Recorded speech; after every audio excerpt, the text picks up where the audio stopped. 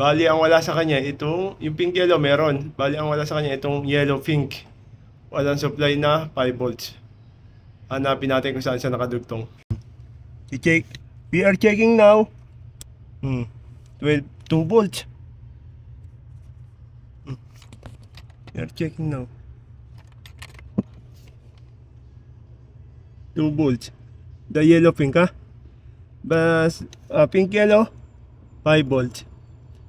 The problem is no 5 volts. No other one 5 volts, ha? So together camshaft manifold sensor.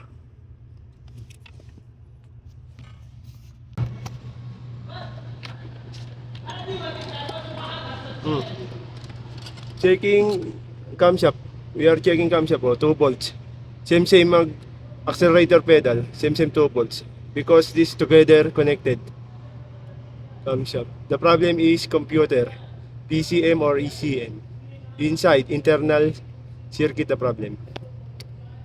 And also together this manifold sensor. Okay, 2 volts only. This is means damage. Comes up. 5 volts. No 5 volts. Need 5 volts this. 2008 model. Bali, ang naging problema niya itong yellow pink. Yung pin number 6. Yellow pink. Ayan. Pumunta lahat siya dito sa may ano. Dito sa exhaust gas, sa manifold. Saka dito sa may computer. Kaibigan, dito siya pumunta. Ha? Yellow pink kaya na yan. Okay, pin number 27 ha. Ayan na. Yellow pink ha, 5 volts. Yan lang ang problema niya. Ang lumalabas sa kanya is 2 volts lang. Kaya hindi siya ma-accelerate yung pedal. Mga kaibigan. That's why the pedal is no acceleration because 2 volts output here, not 5 volts. Need 5 volts going output here. But we are measuring and checking output. The result of checking is 2 volts only.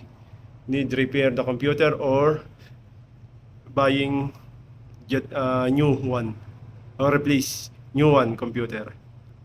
Trouble code niya is P2127. Mga kaibigan. That's all guys. Thanks for watching. This is the problem 5 volts, 27 pin, yellow pink. Computer location, powertrain, control module, at right rear of engine compartment. This is the computer of Dodge Charger. That's all guys.